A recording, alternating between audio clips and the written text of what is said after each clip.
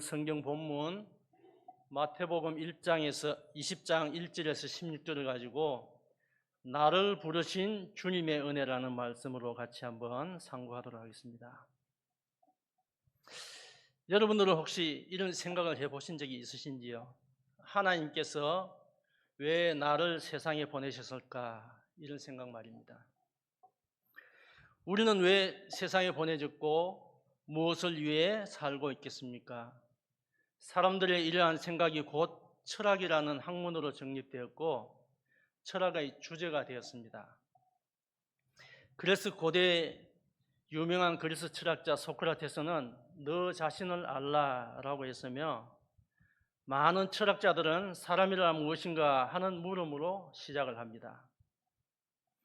소크라테스의 명언 중 하나를 더 보면 진리를 사랑하고 구하는 것이야말로 인간이 행복하게 사는 큰 열쇠다라고 했습니다. 이처럼 사람은 자신의 근본에 관하여 알고자 하는 욕망이 있습니다. 이것은 창조주 하나님께서 사람들에게 하나님을 찾게 하는 열쇠와도 같습니다. 로마서 1장 19절 20절을 한번 보겠습니다. 로마서 1장 19절 20절 앞에 있는 말씀 같이 보겠습니다. 이는 하나님을 알만한 것이 그들 속에 보임이라 하나님께서 이를 그들에게 보이셨느니라.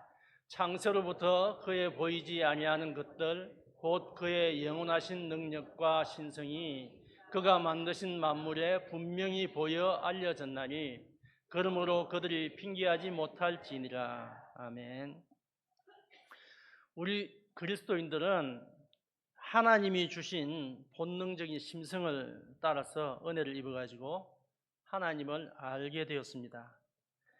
그렇다면 이렇게 하나님을 알게 된 우리는 왜 하나님께서 나를 부르셨고 나는 무엇을 해야 하는가라는 영적인 깊은 생각을 하게 됩니다. 왜냐하면 이러한 생각이 우리의 삶을 하나님께로 향하게 하기 때문입니다. 이러한 사실을 알도록 구체적인 비유로 주신 말씀이 바로 오늘 본문 말씀입니다.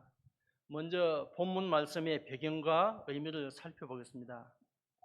본문 말씀은 포도원의 품꾼 비유라고 불리는 예수님께서 하신 비유입니다.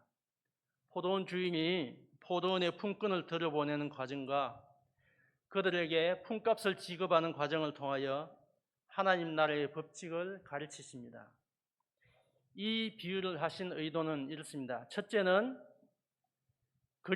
그리스도인들에게 부르심의 이유와 목적을 나타내십니다. 본문 1절에 보면 시작하면서 천국은 마치라고 시작하고 있습니다.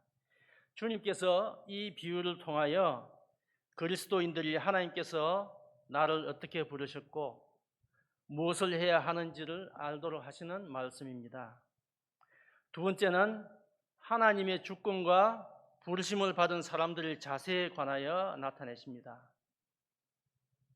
곧 하나님의 나라는 먼저 된 자가 나중되고 나중된 자가 먼저 될 수 있음을 통하여 부름받은 사람의 일을 하는 자세, 이들에 관한 하나님의 주권을 보이십니다.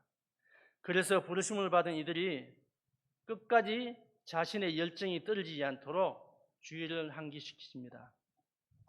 세 번째는 하나님의 나라를 위하여 일한 모든 사람에게 반드시 보상하신다는 것입니다. 오랜 시간 동안 일을 하였든지 짧은 시간을 일을 했든지 냉수 한 잔 대접한 상을 잊지 않으시는 하나님께서 반드시 상급을 주신다는 것입니다. 우리는 이 말씀을 통하여서 나를 부르신 주님께서 왜 나를 부르셨는지 또 내가 무엇을 해야 할지를 돌아보아야 하겠습니다. 그러면 주님께서는 왜 나를 부르셨겠습니까? 본 비유의 정규 과정인 포도원 주인이 품꾼을 부르는 과정이 있습니다.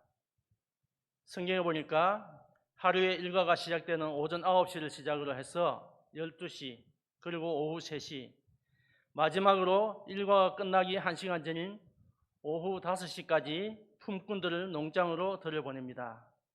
이처럼 품꾼을 부르시는 농장 주인은 바로 하나님이시고요. 여기에 품꾼은 저와 여러분인 그리스도인들입니다. 모든 그리스도인들은 하나님 나라를 위하여 부르심을 받은 품꾼들입니다. 달란트 비유나 머나 비유에서도 부르심의 목적을 잘 나타내고 있습니다. 마태복음 25장 14절 15절을 한번 보겠습니다. 마태복음 25장 14절 15절 같이 한번 읽겠습니다. 또 어떤 사람이 타국에 갈 때 그 종들을 불러 자기 소유를 맡긴과 같으니 각각 그 재능대로 한 사람에게는 금 5달란트를, 한 사람에게는 2달란트를, 한 사람에게는 한 달란트를 주고 떠났더니, 이렇게 각 사람을 불러서 각자의 재능대로 달란트를 맡긴 것과 같습니다. 그런데 품꾼들을 농장으로 들여보낼 때 장면을 자세히 보면 품꾼들의 힘이나 능력이나 노력이 전혀 들어가 있지 않다는 것을 알게 됩니다. 농장 주인이 사람들이 모인 곳에 장터를 찾아가서 사람들을 모아서 포도원으로 들여보냈습니다. 주인이 품꾼들을 모을 때 장터에 놀고 있는 사람들이 또 있는지라 라고 표현했습니다. 마지막 오후 5시에도 아직도 빈둥거리고 있는 사람들을 발견하고는 너희는 어찌하여 종일토록 놀고 여기 서 있느냐라고 묻습니다. 그 품꾼들의 대답이 우리를 품꾼으로 쓰는 이가 없음이니이다 라고 대답합니다. 이처럼 생명으로의 부르심은 전적으로 하나님의 은혜입니다. 요한복음 15장 16절을 보니까 너희가 나를 택한 것이 아니요 내가 너희를 택하여 세웠나니 라고 하십니다. 우리가 하나님을 택한 것이 아니고 하나님께서 우리들을 택하였다는 말씀인 것입니다. 그러면 하나님께서는 왜 나를 부르셨겠습니까? 먼저 우리는 사람을 부르시는 기준을 분명하게 알아야 합니다. 하나님께서는 사람의 능력이나 재능, 소유나 학식 이런 것을 평가하여 부르지 않으십니다. 부르심은 전적으로 하나님의 은혜에 달려 있었습니다.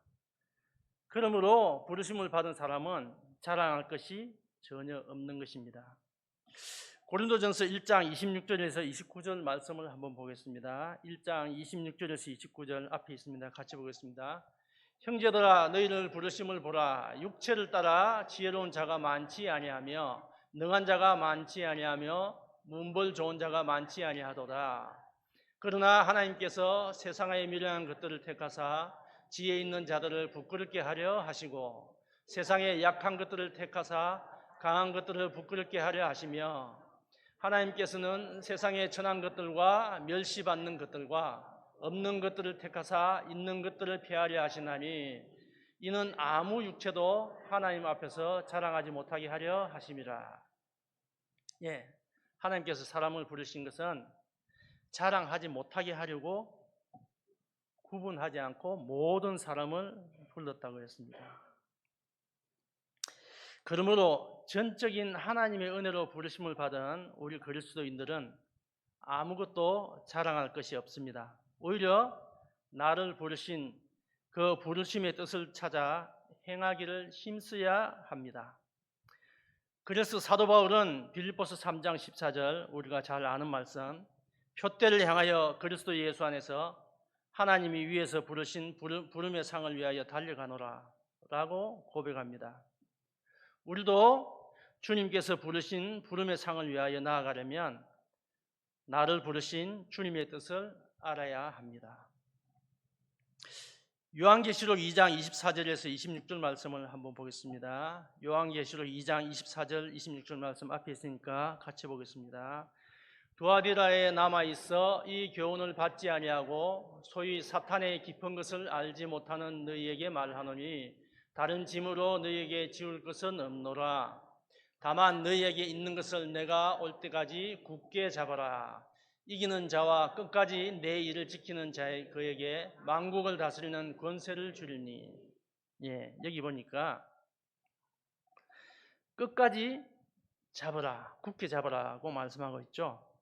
주님께서는 두아디라 교회 성도들이 가지고 있는 것을 굳게 잡으라고 하십니다. 그러면 두아디라 성도들이 있는 것은 무엇이겠습니까? 앞에 10부절을 보니까 내가 내 사업과 사랑과 믿음과 섬김과 인내를 아노니 내 나중 행위가 처음 것보다 많도다 했습니다. 두아디라 교회 성도는 세상에서의 일, 신앙의 삶, 모든 것을 주님께 인정을 받았습니다. 그리고 날마다 성장하고 있었습니다. 주님께서는 지금 그대로 계속 유지하면 된다라고 말씀하십니다. 즉 두아디라 교회 성도들은 주님의 뜻을 잘 따르는 생활을 하고 있었습니다. 요한계시록에 있는 7 교회를 보면 주님께서 원하시는 것이 다 다름을 볼 수 있습니다. 이는 그 교회가 있는 사회의 환경과 당면한 상황에 따라서 주님께서 주신 일이 다름을 의미합니다. 빌라델비아 교회의 경우에 보면 박해가 극심한 환경에서 믿음을 지키는 것이 주님의 뜻임을 알게 합니다. 계시록 3장 8절을 같이 한번 보겠습니다. 계시록 3장 8절, 요한계시록 3장 8절입니다.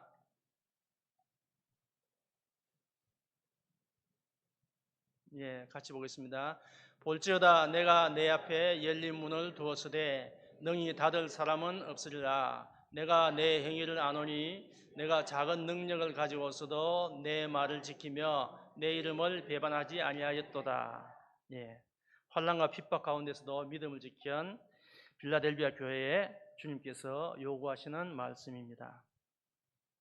이처럼 나를 부르신 하나님의 뜻을 알려면 내가 살고 일하고 있는 자리, 환경을 잘 살펴야 합니다. 그래서 고린도전서 7장 20절을 보니까 각 사람은 부르심을 받은 그 부르심 그대로 지내라 그리고 말씀하시고요. 24절에는 형제들아 너희는 각각 부르심을 받은 그대로 하나님과 함께 거하라 라고 말씀하십니다. 하나님께서 나를 부르신 부르심의 자리는 지금 내가 살고 활동하는 환경과 상황입니다. 옛날 고전 영화 중에 코바디스라는 영화가 있었습니다. 폴란드의 노벨 문학상 수상작이고요. 헨리크 시엔키에비치의 작품이었습니다. 로마 황제 네로의 시대에 로마에서 벌어진 기독교 박해를 중심으로 로마군 장교와 기독교인 여자와의 사랑을 다룬 내용입니다. 그리스도인들이 하나님께 믿음으로 순종하고 담대하게 순교하는 기독 영화입니다. 근데 여기 마지막 장면에 보면 사도 베드로가 로마 성도들의 공고를 따라서 네로의 박해를 피하여 로마를 빠져나가는 장면이 있습니다. 숲길을 따라 도망하는 베드로 앞에 예수님께서 나타나셨는데 예수님은 베드로와는 반대로 로마를 향하여 가고 계셨습니다. 그때 베드로가 주님께 코바디스 도미네라고 묻습니다. 코바디스는 어디로 가십니까? 라는 뜻이며 도미네는 주님이라는 뜻입니다. 즉 주여 어디로 가시나이까? 라고 물은 것입니다. 그때 예수님께서 대답하신 말씀은 나는 내가 버리고 온 로마로 내가 죽으러 간다 라고 하십니다. 그 말을 들은 베드로는 그 자리에 엎드려 제가 가겠습니다 라며 로마를 향하여 발걸음을 돌립니다. 결국 베드로는 로마에서 십자가에 거꾸로 매달려 순교했다고 우리가 알고 있습니다. 베드로는 로마 성도들이 자신을 아끼고 생각해서 해주었던 말, 박해를 피하여 이곳을 떠나십시오. 다른 곳에서도 말씀을 전해야 하지 않겠습니까? 하는 말이 그럴듯하게 들렸습니다. 그러나 어떤 일로도 하나님께서 주신 일, 살게 하신 삶의 자리를 떠나서는 안 된다는 것입니다. 우리가 성경을 많이 읽어서 아시지만은 열왕기상 13장에 보니까 북이스라엘이 분열 이후에 첫 번째 왕이 된 여로보암 왕 때 하나님의 징벌 예고편이 나옵니다. 하나님께서는 여로보암 왕이 우상 숭배를 경고하시면서 이후에 일어날 일에 관하여 남쪽의 남유다의 어느 선지자를 북이스라엘로 보내셨습니다.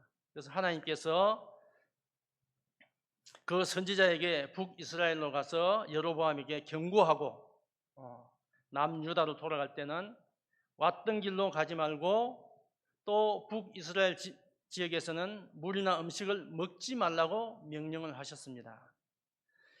그런데 북이스라엘 베델을 거주하는 한 늙은 선지자가 그 사실을 알고는 자신을 위하여 이 남쪽에서 온 선지자를 거짓으로 꾀입니다. 나도 하나님의 선지자인데 하나님께서 말씀하셨다 하시면서 거짓말로 음식과 물을 먹도록 했습니다. 이 늙은 선지자의 유혹으로 하나님의 명령을 어긴 남유다의 선지자는 길에서 사자에게 죽임을 당했죠.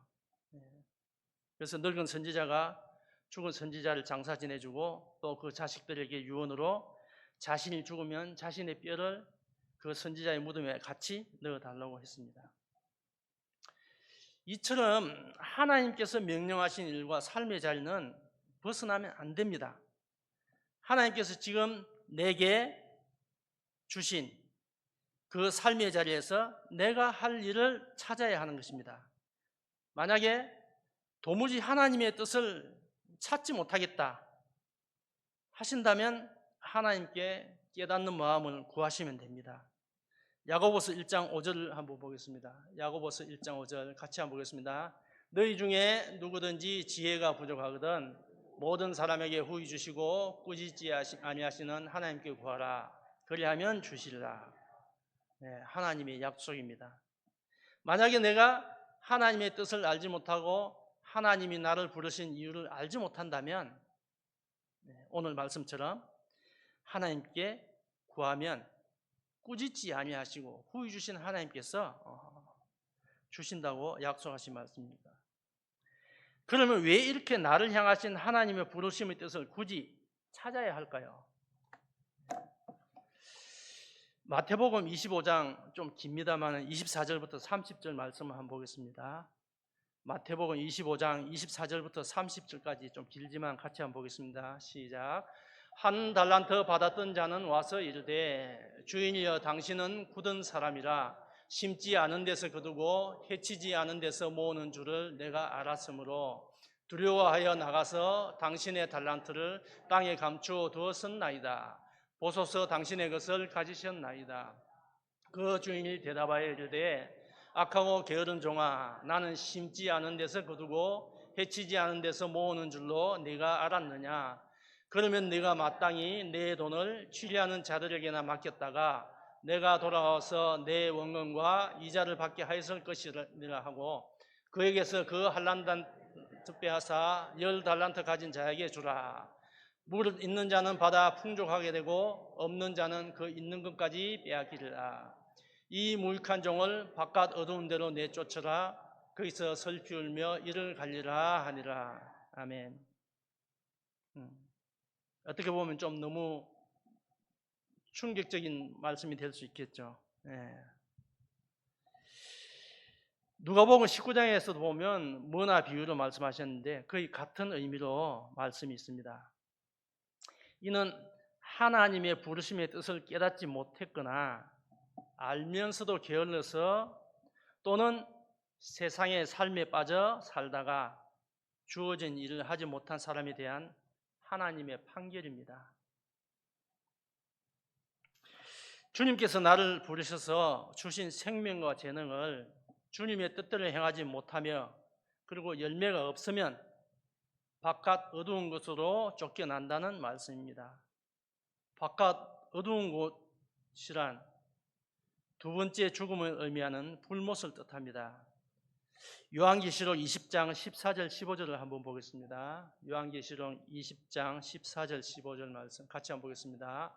사망과 음부도 불못에 던져지니 이것은 둘째 사망 곧 불못이라. 누구든지 생명책에 기록되지 못한 자는 불못에 던져지더라. 21장 8절에도 있습니다. 그러나 두려워하는 자들과 믿지 않은 자들과 흉악한 자들과 살인자들과 음행하는 자들과 점술가들과 우상 숭배자들과 거짓말하는 모든 자들은 불과 유황으로 타는 못에 던져지리니 이것이 둘째 사망이라. 예.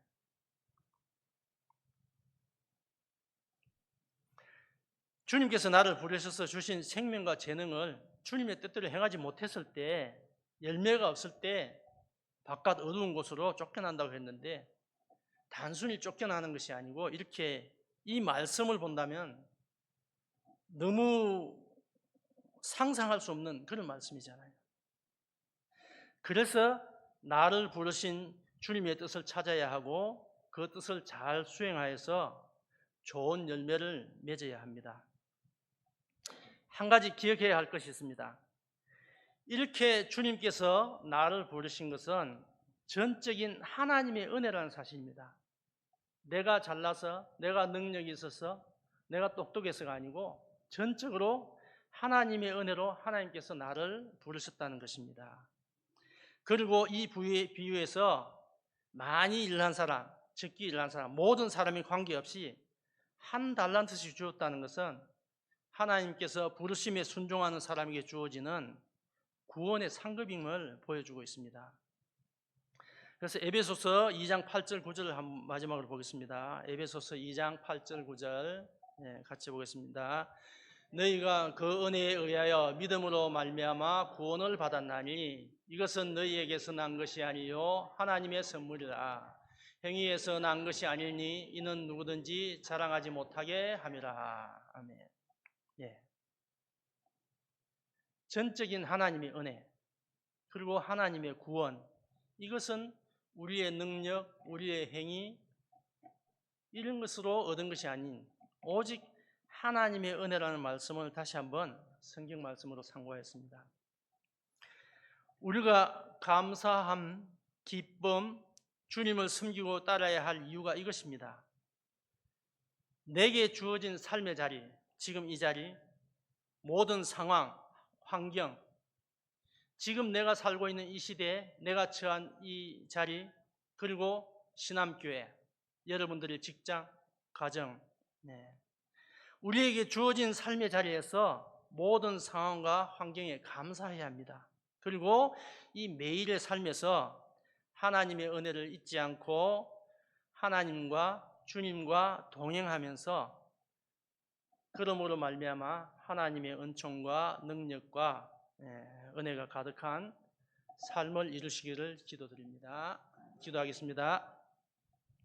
하나님의 은혜를 감사드립니다. 부족하고 연약한 저희들이었지만은 하나님께서 은혜로 저희들을 택하여 주시고 구원하여 주신 그 은혜를 감사드립니다. 저희들을 부르셔서 우리에게 주어진 재능대로 달란트를 맡기시고 그 가운데 충성하기를 원하시는 하나님의 뜻을 저희들을 깨닫게 하여 주시고 또 우리가 있는 자리에서 충성하여 하나님 기뻐하시는 열매를 맺는 저희들 되도록 인도하여 주시옵소서. 예수님 이름으로 기도하옵나이다. 아멘.